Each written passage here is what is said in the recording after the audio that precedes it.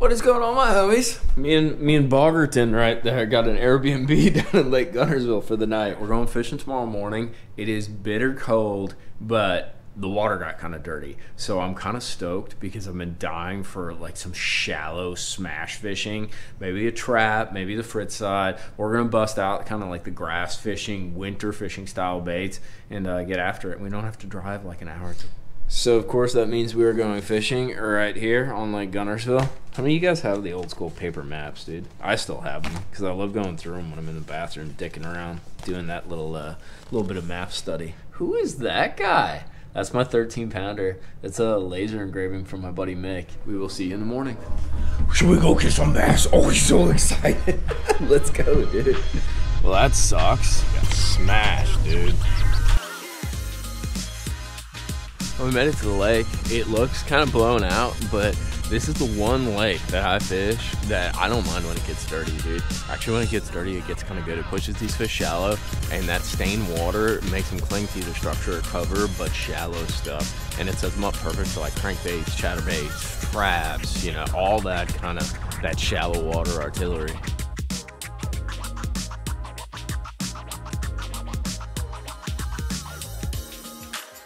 So I'll tell you something that the pros do not tell you, and forward facing, love it or hate it, I love it, is really effective in actually shallow water as well, and nobody really talks about it. For the past couple of years, I've actually been catching fish on a trap or on that frit side, things along those lines, in shallow water using forward facing. You're not always like live scoping them, quote unquote, but what you're doing is, first off, here's a little tweak. You need to adjust your downrange. So I go to my menu. I was fishing deep, so I was at 30. I'll put it at like 15 or 10. I'm gonna go with 10 for this instance. And you can see it's not super duper clear. The nice part about the active target too is it does see through grass really well. But what you end up seeing is clumps of grass. See, that ditch goes down right there, but you have clumps of grass, and then occasionally I'll see balls of bait. Kind of like that stuff right there, those guys right there, and you will see marks, especially if they're suspended around the grass, in the grass, especially in Guntersville as the grass thins. And I'm not saying you can scope them right off of that, but you can get a general idea of where they're set up and then fan cast that area.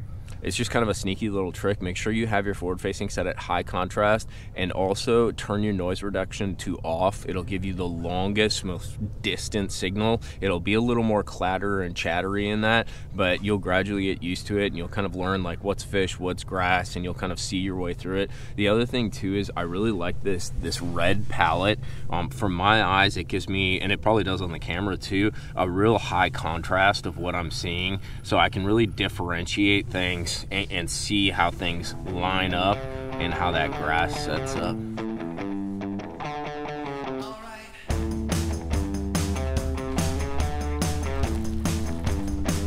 There she is. Oh, little guy.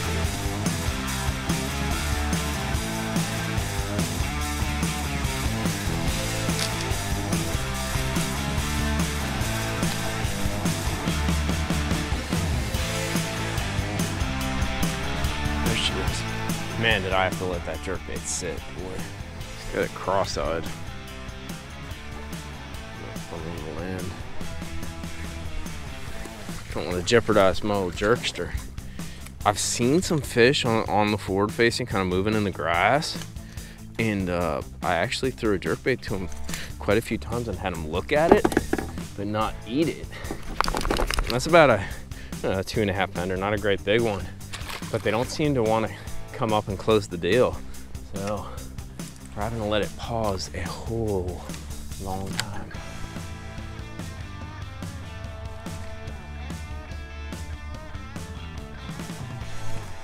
Gotta get how big that is, dog. Oh man. Okay, we're gonna throw the jerkbait. Bro, there was like 6 or 7 of them, dude. I hope he's got a kid. I got my net out. That's a grown one right there. See my fast little double, triple jerk. He cross-eyed it. I think we're starting to figure something out. I was really hoping this was going to be a trap fest, but when you catch a 4-pounder and it's cross-eyed on a 110, it might be telling you something.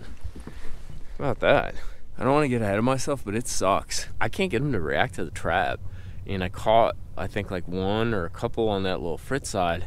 But the biggest fish I've caught thus far have been on that jerkbait, and I can't just get them to like react. Like, they've been super moody. I've actually seen them like dart away, and that's one of those things with that active target. It can tell you real quick like the mood of the fish. They might be there, but they're not cooperating, as we like to say.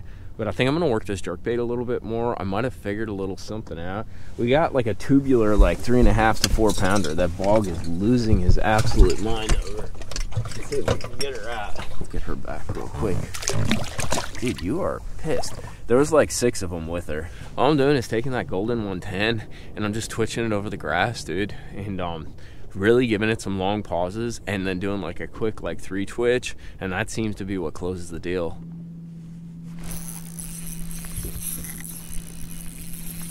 Got one. What do we got? Because that kind of feels big, like a giant spot. Dude, look at this spot. So what I did is I come out here. Come here. I'm struggling with the jerkbait and everything, so I'm like, dude, I gotta get a limit because I only caught a couple. And lo and behold, found some spots, and usually they're a little easier to catch. He freaking crunched it too. Dude, that just sticks them. But that is a balloon spot, so I'm just gonna try to get a limit, and I might go crank a little bit more. Come and get it.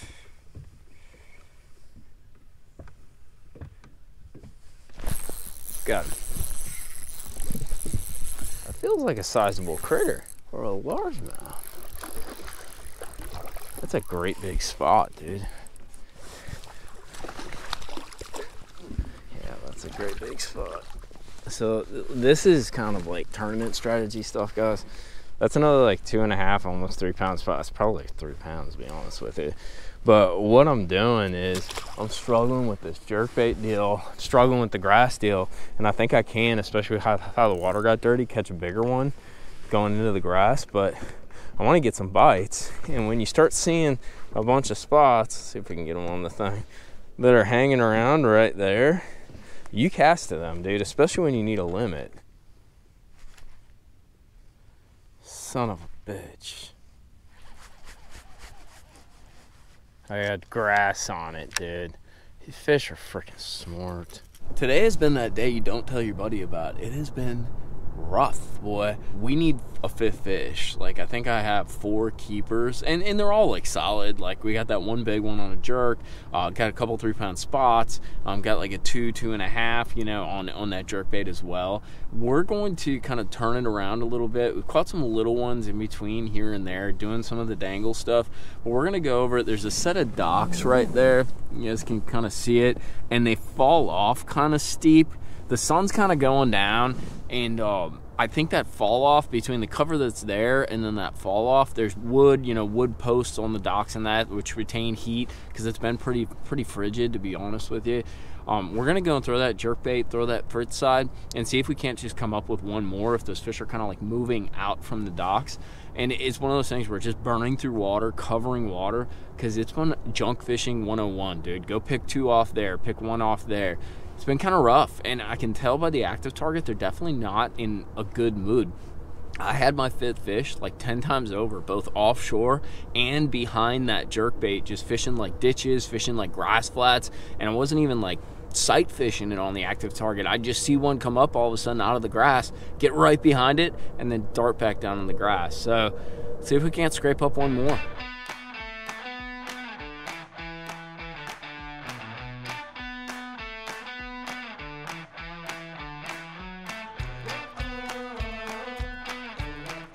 Bros, this is a hashtag real fishing.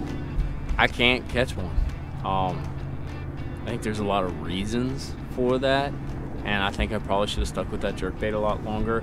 You know, my buddy Jacob always says that a jerkbait's a great tool when fish are in like a neutral mode. Oh yeah, you're not in a neutral mode, you want dinner. But it sort of, thank you, that's very nice of you.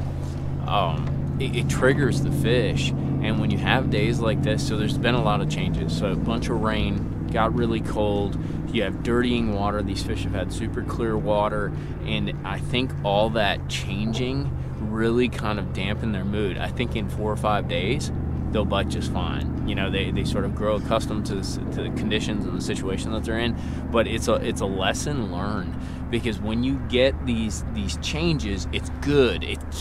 Dude, they kill it right before they absolutely eat, because they know there's going to be a period for a few days when they're just going to shut down, and they're going to be like, I'm not having it, I'm not doing it, I'm not playing with your dangle. So I think that's my takeaway from today. We caught some fish. It was definitely a grind. We did a lot of different things. We fished docks, we fished grass, we fished offshore, we even fished some stumps. So I feel like we really covered a lot of bases, and I can't tell you how many fish that I saw on active target, even along these docks, that followed my jerkbait or followed my little dangle bait, but would not close the deal. There's something just off. I can tell. It doesn't mean somebody didn't catch them, it just means I didn't catch them. But that's gonna be a wrap, my homies. Just a lesson, you know, when you have super neutral fish, get out that jerkbait and don't put it down. You have to make them react. But hit that like and subscribe button for me. If you don't do it for me, do it for this guy right here. Mr. Bogster is going to dinner, and I'll put a link to that Airbnb and some of the baits that we use down in the description box if you guys want to check it out or come to Guntersville and hang out. I promise you the fishing will be better than today. But we will see you back out on the water talking fishing. Later, homies.